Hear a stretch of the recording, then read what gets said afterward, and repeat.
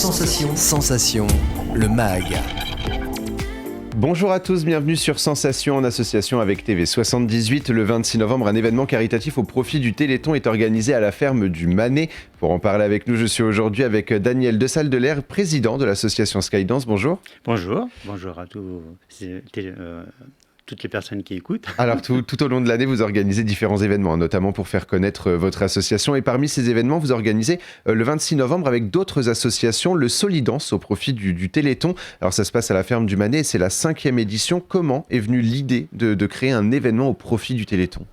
Au début, il y a la volonté, évidemment, de faire des choses pour les gens qui n'ont pas la même chance que nous et qui ont besoin de soutien. Et l'activité de l'AFM Téléthon nous a paru très, très intéressante et surtout magnifique. Donc, on a souhaité la soutenir, tout naturellement. Et pourquoi le Téléthon ? Alors, parce qu'il y a la danse, le Téléthon, et en général, on se dit que les personnes en situation de handicap n'ont pas le droit. Alors, ça n'a rien à voir, effectivement, sauf que lorsqu'on veut organiser un événement où il y aura du monde, nos adhérents, les gens, et l'élément festif aussi, c'est toujours la danse. Donc, c'était naturel d'organiser un événement festif autour de la danse, mais au profit du Téléthon. Donc, c'est pas un événement où on va beaucoup parler du Téléthon, on en parlera, il y aura des affiches, il y aura la possibilité de faire des dons sur place dans l'urne, etc. Mais c'est un événement d'abord festif où les gens se rencontrent ce qui permettra donc d'amasser le maximum de fonds pour collecter. Et autour de la danse, justement, alors ça commence à 19h et ça se terminera à 1h du matin. Quand on parle de danse, quelles danses seront justement effectivement ? Alors c'est ce qui fait le côté unique de cet événement, c'est qu'il y aura, outre les danses habituelles à deux, les danses de salon à caractère sportif que nous pratiquons, à Skydance par exemple, mais il y aura aussi de la salsa, de la bachata, de la kizomba, mais surtout d'autres danses venues d'autres régions du monde, déjà danse africaine, danse Bollywood, danse égyptienne, danse made in USA comme le square dance ou le country, ou même des danses venues d'un autre temps, puisque on a les danses d'avant 1914 où il y a une association, le Temps des Valses, qui propose des quadrilles, des mazurkas, etc. Donc il y aura des temps de show et des temps de danse sur une piste et des temps d'atelier. C'est là ce qui fait l'originalité de l'événement. Alors, on l'a dit en début d'émission, vous n'êtes pas la seule association à organiser l'événement, vous êtes à peu près une vingtaine d'associations. Alors, pourquoi se rassembler justement autour d'un événement caritatif ? Alors ça, c'est évidemment la volonté de Skydance dès le début, c'est-à-dire de créer un événement où des associations de danse se regroupent pour mutualiser leurs efforts, pour faire quelque chose ensemble, pour se reconnaître en tant qu'association, et aussi pour attirer des gens qui ne seraient pas attirés nécessairement par une soirée, par exemple, de notre association. Mais là, il va y avoir, comme c'est le cas depuis la première édition, des gens, comme je disais tout à l'heure, de toute origine et de tous âges, puisqu'il y a du hip-hop. J'ai oublié le hip-hop tout à l'heure, mais il y a du hip-hop.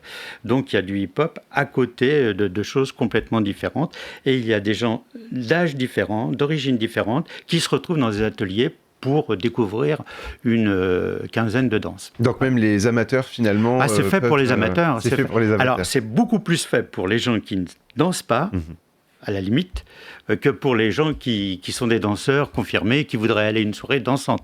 Là, s'ils veulent aller à une soirée dansante où on ne fait que de la danse pendant 5 heures, comme c'est le cas d'habitude, c'est pas la bonne soirée.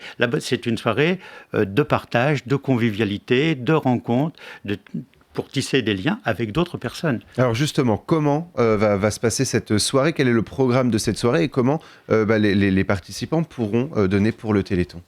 Alors, pour donner pour le Téléthon, il y aura évidemment l'urne habituelle dont on pourra faire des dons avec les reçus fiscaux qui vont avec. Et tout l'argent récolté ira au Téléthon. Donc, l'intégralité du prix des billets, 10 €.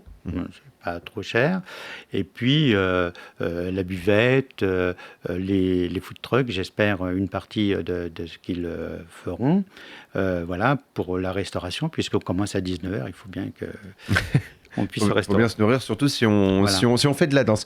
Plusieurs ateliers sont également prévus en lien, bien entendu, avec la danse. Alors, pour donner une petite idée, quel genre d'ateliers seront présents? J'ai cité un petit peu toutes les danses. Là, il y a du hip-hop. Il y aura 2 ateliers de hip-hop de deux associations différentes. Il y aura, alors comme j'ai dit, du square dance, de la country, un atelier mazurka quadrille, un atelier, peut-être plusieurs de West Coast Swing, un atelier de rock, un atelier de salsa rueda, un atelier de kizomba, un atelier de bachata. Je suis en train de danse égyptienne, de danse Bollywood et d'afrobeat. Et quel est le rôle des différentes associations justement lors de cet événement? C'est de faire découvrir des danses spécifiques C'est surtout de proposer leur participation et de participer à l'animation. Soit à travers des shows, il y aura quelques shows, et puis sur la scène, et puis d'animer, ce sont souvent les professeurs qui seront là pour animer les ateliers que l'on propose. Alors, une vingtaine d'associations. Est-ce que pour la 6e édition, vous voulez avoir encore un peu plus d'associations? Et de quelles associations parle-t-on, justement? Le but, mon idée, mais on est en train de construire un collectif. Parce que jusqu'à maintenant, effectivement, c'était l'association Skydance qui était le moteur. Mais pour que cet événement devienne pérenne, il faudrait que ça devienne un collectif. Et que Skydance s'efface un peu, participe toujours, mais s'efface toujours un peu. Et du coup, là, l'intérêt, c'est qu'il y a une co-organisation avec cette quinzaine d'associations. J'ai oublié tout à l'heure, ça me fait penser, je dis tout de suite, il y a même la SMB Golf qui participe, non pas pour la danse, mais qui va faire une exposition de ses photos du concours photo qu'elle a organisé pendant les vacances. Et il y a de superbes photos dont j'ai pensé qu'il était bon que les gens, dans cette soirée, puissent découvrir les qualités artistiques et humoristiques de certains golfeurs. Voilà. Donc, vous voyez, l'idée, au départ, c'est évidemment de faire une soirée pour la danse, mais aussi, par exemple, vous êtes avec vos amis, vous avez envie de passer un petit moment, aller danser, penser à autre chose, vous allez avec un groupe de collègues, un groupe d'amis, avec vos enfants. Bref, c'est un lieu qui est fait aussi pour tout le monde. Donc, on pourrait avoir plein de partenaires. Alors, dans l'avenir, il y aura les partenaires organisateurs et des associés, si ça prend de l'ampleur. Voilà. Et c'était l'occasion aussi de faire découvrir justement les danses du monde. Vous nous avez fait une liste tout à l'heure, de faire découvrir les danses du monde aussi aux Saint-Quentinois et aux Yvelinois. Bien sûr, bien sûr. Beaucoup de gens imaginent... On entend toujours dire je ne peux pas danser parce que je ne sais pas danser.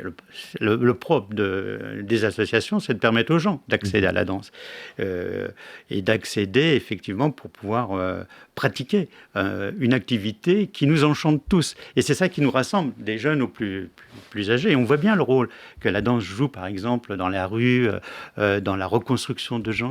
La danse est un élément, une activité magnifique, dont d'ailleurs les scientifiques disent que c'est l'une des meilleures pour le cerveau, pour l'activité physique, etc. Donc voilà, il n'y a pas de raison que nous soyons les seuls à en profiter. Et c'est ce but de partage qui nous anime. Et est-ce que vous avez défini un objectif justement en termes notamment de récolte d'argent pour cette soirée? Non, le maximum. Le but, c'est le maximum. Oui, d'habitude. Alors là, on a quelque chose de particulier puisque cette fois-ci, nous avons parmi nos partenaires vraiment la ferme du Manet qui a fait un effort considérable pour que, et la mûrerie de Montigny aussi, qui fait un effort considérable pour que nous ayons quasiment rien à payer pour la soirée. En termes alors, il n'y a pas de location, ça c'est offert par la municipalité, mais en termes d'éléments techniques, etc., que d'habitude on paie. Et là, pour la première fois, la ferme du Manet est partenaire à plein de titres. Et du coup, évidemment, ça change la donne, quoi. Et donc, les meilleures années, on avait donné 2500 €.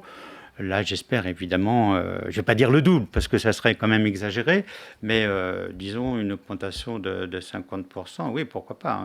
On espère en tout cas que ça va fonctionner. Donc c'est le 26 novembre à la ferme du Manet. Ça sera donc la 5e édition de Solidance. Merci beaucoup Daniel de Saldeler d'avoir été avec nous sur Sensation. Pour plus d'informations, on peut se rendre donc soit sur le site skydance.com ou alors sur le site Solidance.